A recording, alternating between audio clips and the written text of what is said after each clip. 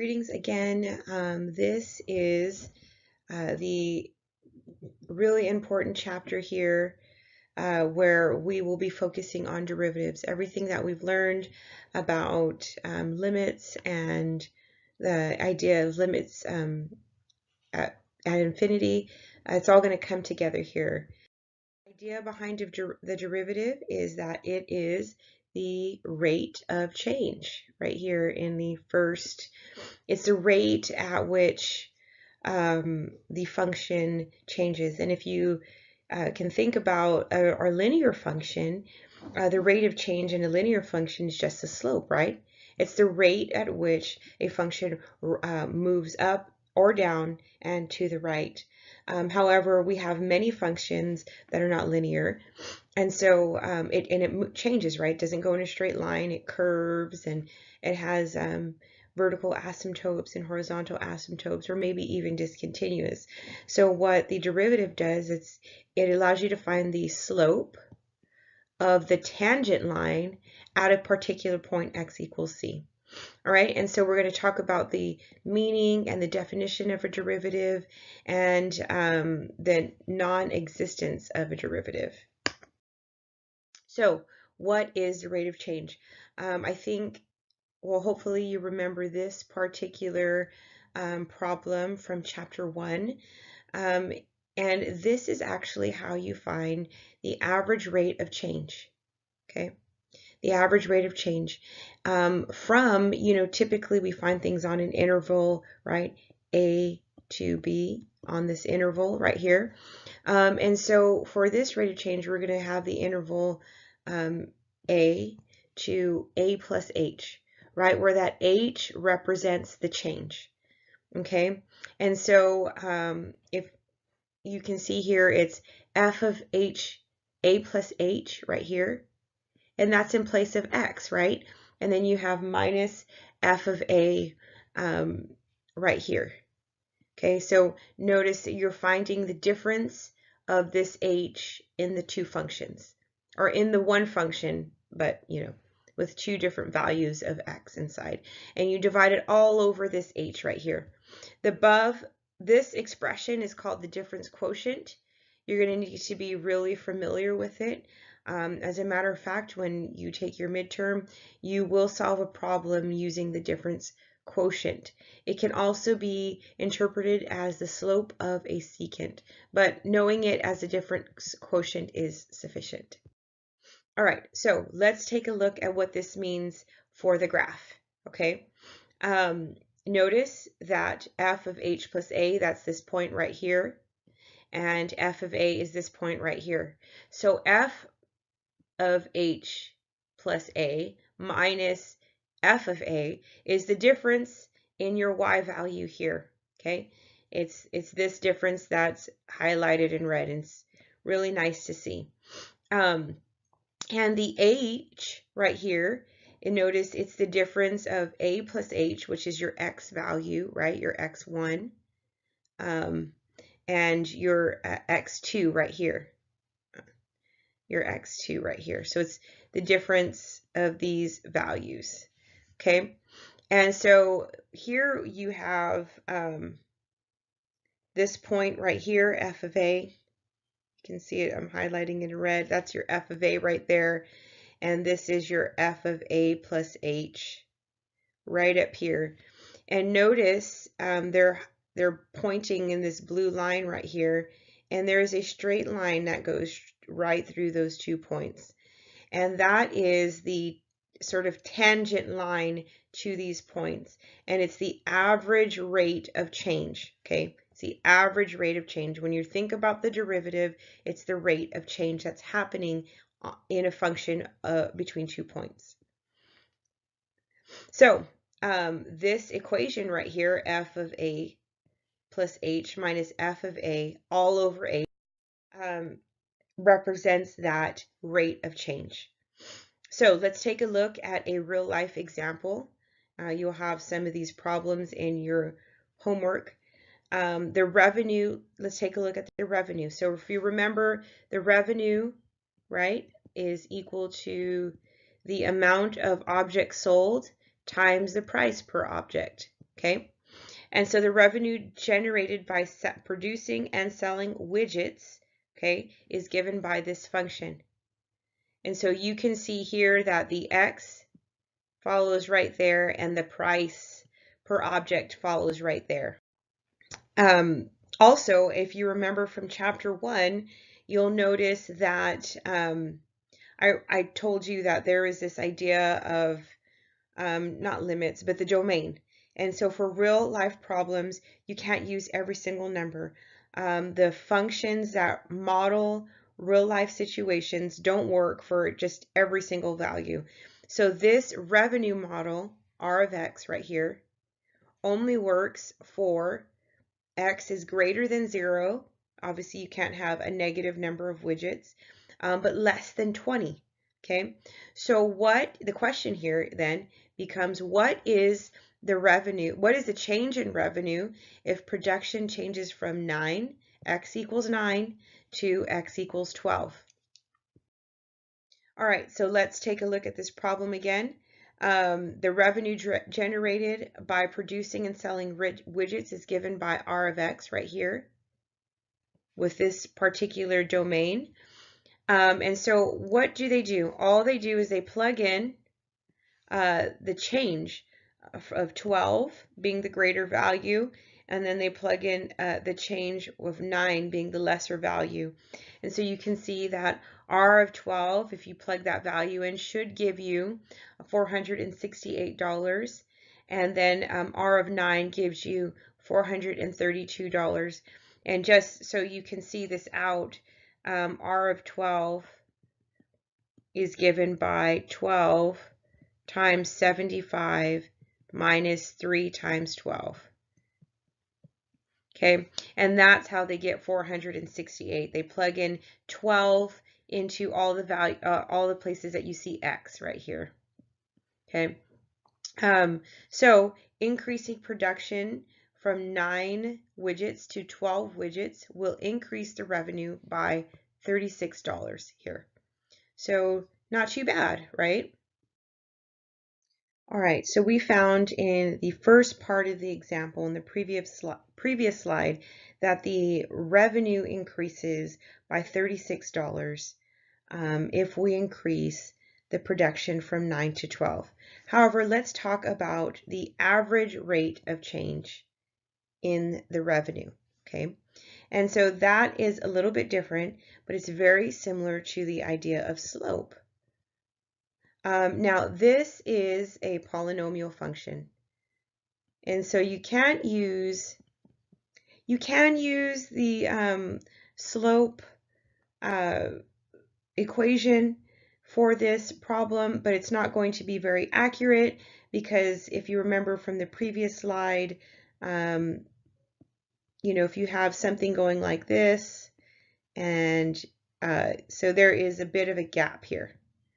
Okay, but if we just wanted to find the average, give us a general idea of what that rate of change might be, we can use the slope function. So here we plug in R of 12 minus R of 9, and if you remember from the beginning of the example, we have 36. Okay, and if you remember, slope is equal to y2 minus y1 all over x2 minus x1. And so now we actually have to plug in the change of x at the bottom, which gives us this 3 here. So $36, right? That's the change in the revenue. You don't forget the units of what we're doing. $36 divided by 3 units of change, or 3 products. So the average change in revenue is $12 when production increases from 9 to 12. So that's the average rate of change. Now, this is where the this function falls in, because let's take a look at the instantaneous rate of change. That means we can plug in our revenue function into and use this model right here to find an instantaneous rate of change for any point along the revenue function.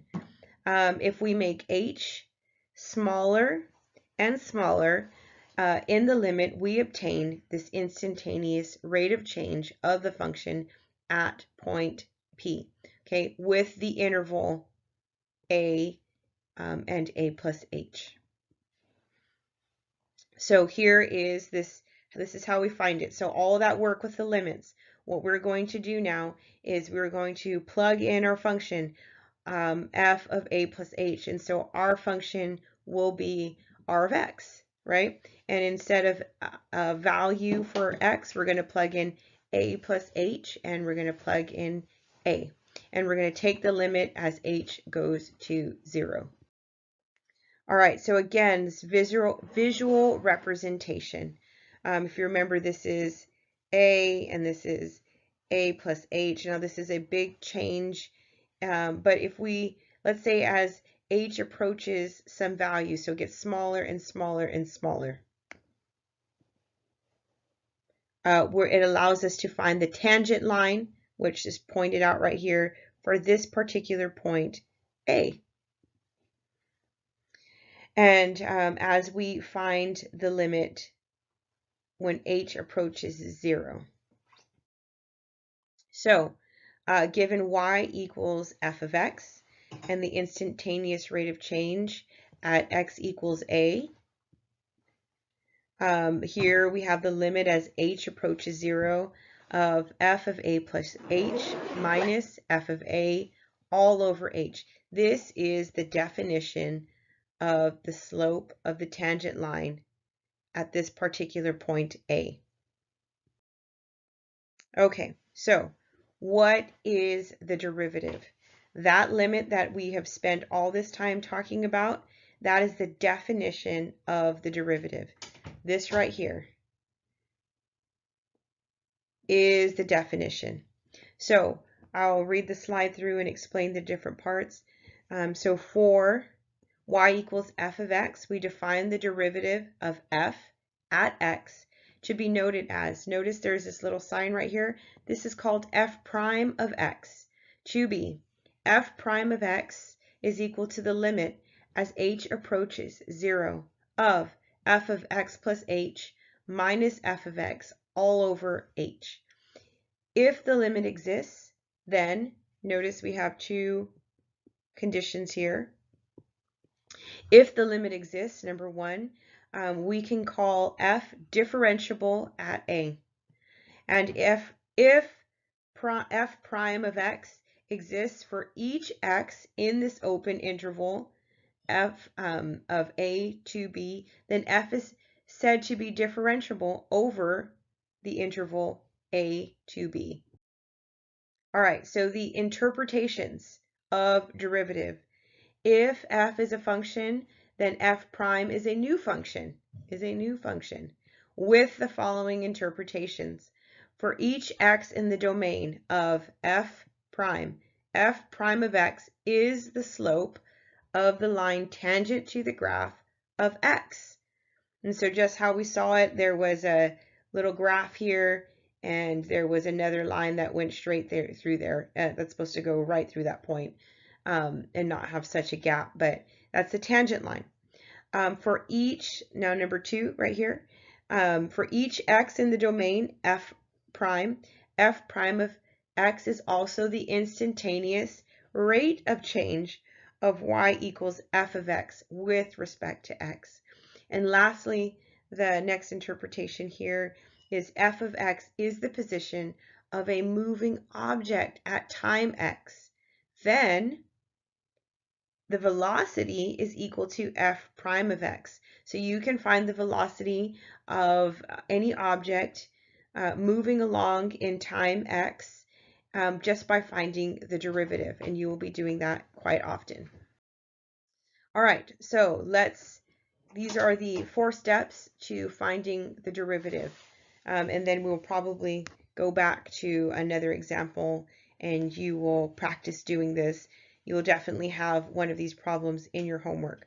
So step number 1, and I really suggest you do all 4 steps unless you've taken calculus before, because this particular process If your bookkeeping is not right, then it gets messy and things get mixed up. So first things first, find f of x plus h. And so if you remember our revenue function, r of x is equal to x times 75 minus 3x. Okay, all this means would be r of x plus h, and that is equal to x plus h times 75 minus 3x plus h. Okay, and so you plug in all x plus h for every place that you see an x, and then you solve. And then, so f of x is just your original function. And so then you would have, I'm going to take this same function here, r of x plus h. And so this is equal to x plus h times, I'm going to simplify this out here, 75 minus 3x minus 3h. Okay, and that is simplified here, 3 times x and 3 times h, and then minus the original function, x times 75 minus 3x. Okay, and then you would take the time to multiply all these values out and subtract. And then finally you would divide by h, and whatever you're left over with, you plug in 0 for that h. Hopefully this h has been canceled out. You're able to cancel it out, and you can solve and find the limit for this function right here. All right, so we're going to take a look at finding the derivative by using the definition of that was given to us previously. And so we're going to go through all 4 steps here again. So if you remember, here is our original function, and here is the limit as h approaches 0 of f of x plus h minus f of x all over h. So this is the goal here. It's down here, but I always like to have it on the side so I don't get lost.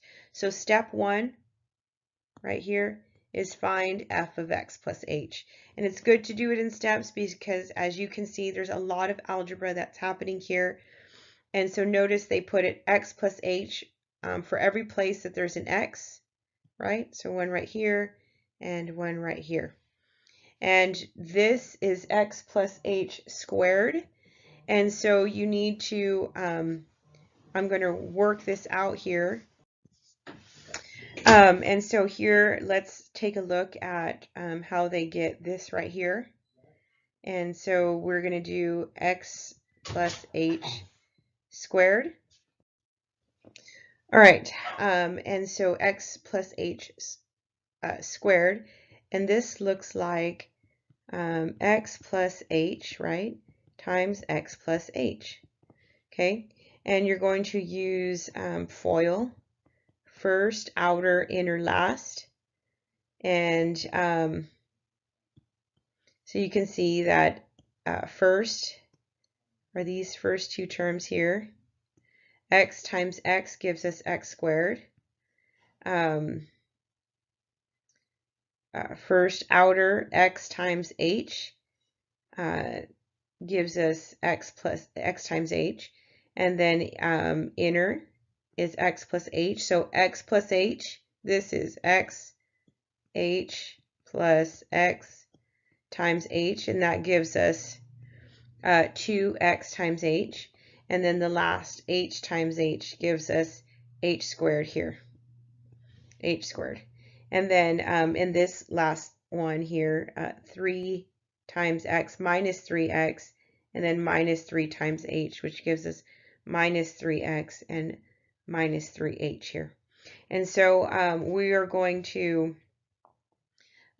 use this whole function and subtract it from the original function.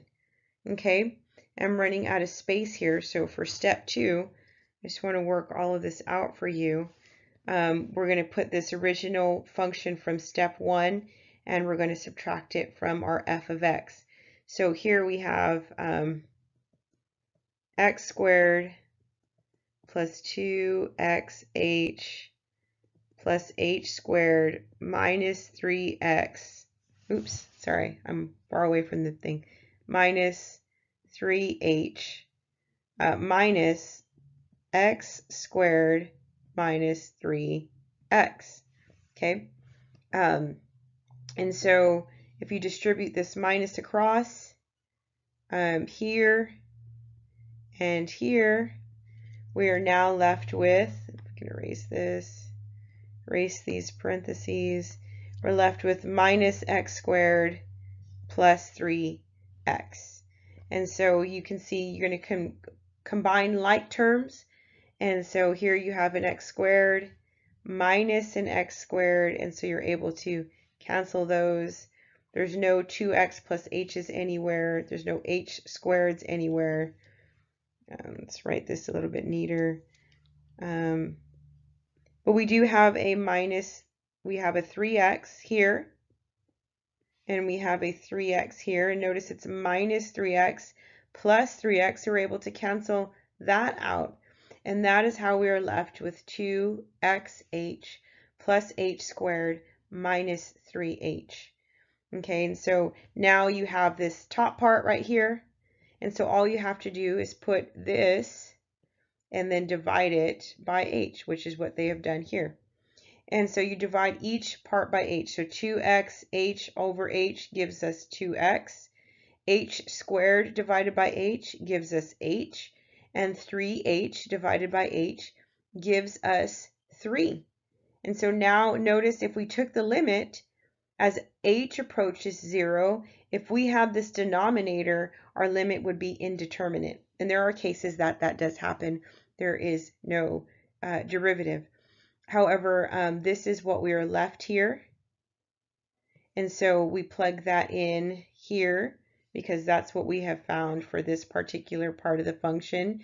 And as h approaches 0, all you do is plug in 0 for all the places that you see h. So that would make h equal to 0, and you are left with 2x minus 3. And so one more note about that previous problem is that if I ask you to find the f prime of x or the derivative or the rate of change of some polynomial function like this one, this was the same problem, and I asked you to do it using the definition of a derivative, I want to see all 4 steps, just like we saw in that previous slide. Okay, so now find the slope of the tangent to the graph f of x equals x squared minus 3x. Well, you've already found f prime of x, right? From the previous slide, f prime of x, which is the correct way to represent a derivative, is equal to 2x minus 3. And so now we want to find the slope at x equals 0, x equals 2, and x equals 3. So what does that mean for this guy right here? Well, if you that f prime of x is also the slope of the tangent line at x. That's one of the interpretations of the derivative. And so all you have to do once you find this f prime of x is plug in our values that we're looking for. X equals 0, which is done here. X equals 2, which is done in this second one. And x equals 3, which is done here. And so what did they do? They just plugged in 0 into this original function, or f prime of x, right? And 2 times 0, is 0 minus 3. And so we're left with the slope at x equals 0 is negative 3. That is how you read that first function. And this particular, the second one, it's 2 times 2 minus 3. And that is what? 4 minus 3 is 1. And so the slope of the tangent line at x equals 2 is 1. That's how you read this problem right here.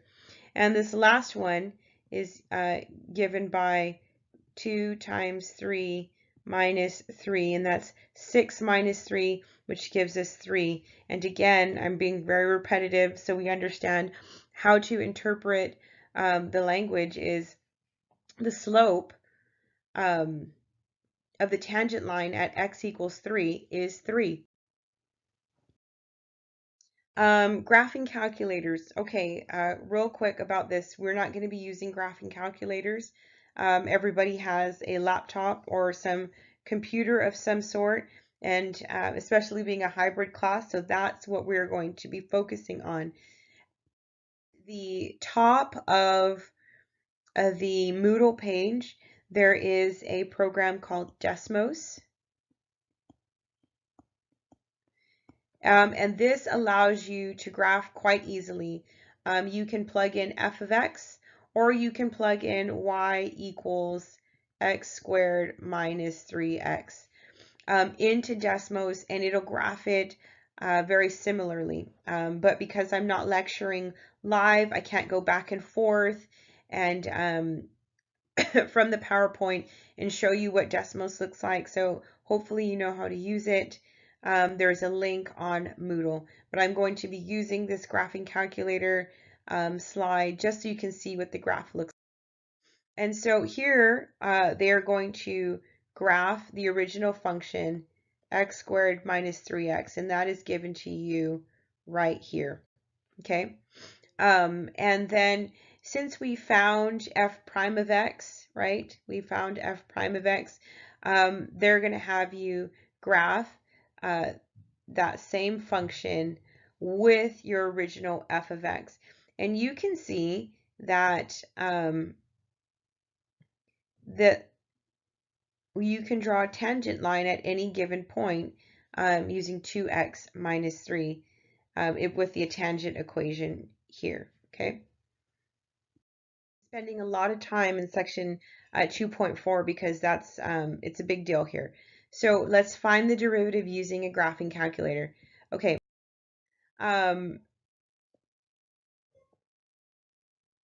In Moodle, there is another program called Symbolab. I will try to do some steps on how to use Symbolab, but you can also use Symbolab to find the derivative of a function. All you would have to do is look for something that looks like this and then plug in your function, and it should find the derivative for you. However, I only recommend that for derivatives that are much longer than, say, a polynomial. I recommend that you figure out how to take the derivative initially so that you know that if the calculator gives you something wrong, you can recognize that right away and you don't become so reliant on just using the calculator to help you find the derivative. It is fine to use it to check your work. However, because this class is, the beginning calculus, I want to make sure that you actually know how to take the derivative of a function. And so this is fine to check your homework to make sure that, whatever it is that you did it correctly. But again, use it just to check, not to be so reliant upon. All right, so let's do this again for a slightly different equation. F of x equals 2x minus 3x squared. We're going to use the four-step process. So in step 1, again, we're going to just find f of x plus h. So here they put in x plus h times 2, and then they put in x plus h for this x squared right here. And I'm going to work out this process, right? So 2x plus h, I want to just write everything out here. So 2x plus h is 2x plus 2h minus 3, and then x plus h squared again is x squared plus 2x h plus h squared. And so notice you just have a coefficient. This x plus h squared is always going to give you this value right here. It's equal to x plus h times x plus h, right? And so first, outer, inner, and last, right? You're going to FOIL it. All right, and that all gives you this guy down here. And so now we're going to do f of x plus h minus f of x. And so you're going to take this whole thing and you're going to subtract it from our original function, 2x minus 3x squared. Okay, and for purposes of time, there's a bunch of things that cancel out, but most importantly, what cancels out is this 2x right here and this 3x squared right here. This ends up becoming plus 3x squared. And so we are left with 2h, right, which is found right here, minus 3 times 2xh, which leaves us with 6xh, and then minus 3h squared, which is right here. And then again, you take this whole original function right here, the numerator, you divide it by h, right? Oh, there's a little mistake in this. You see that? This should be 2h, not 2x. 2h minus 6xh minus 3h. So 2h divided by h is 2. Minus 6xh divided by h is minus 6x. And minus 3h squared divided by h is just, you get rid of one h, right? H squared divided by h is just h. And you're left with 3h. So now let's take the limit as h approaches 0. And so the only h is right here. We plug in 0 for here. And so we are left with 2 minus 6x. And that is the derivative, or f prime of x is equal to, let's write that a little bit neater here. F prime of x is equal to 2 minus 6x. All right, so what happens if we do not have a derivative? What are the cases where f prime of x or f prime of a as h approaches 0 is non-existent? If the limit does not exist, then we say the function is non-differentiable, or f prime of a does not exist. In those cases, the graph has a hole or a break at x equals a. The graph has a sharp corner at x equals a. For example, in absolute value functions, and maybe there's an a, that's a sharp corner. And the graph has a vertical tangent at x equals a. So if you remember our graphs, and we had something like this, right? And so we had a vertical tangent right there. The graph does not have a derivative at this particular line here where there's a vertical tangent. So that is the definition of the derivative. The next section is actually really interesting. You do have to know how to do this. This particular problem will be on your short answer midterm, and that you need to derive algebraically using the four-step process on how to find the derivative. 2.5 actually gives us some shortcuts, and 2.6 gives us a lot of application processes. So there will be a few questions on, finding the limit and limits at infinity, but the bulk of chapter 2 that I will be testing you on will be on finding the derivative.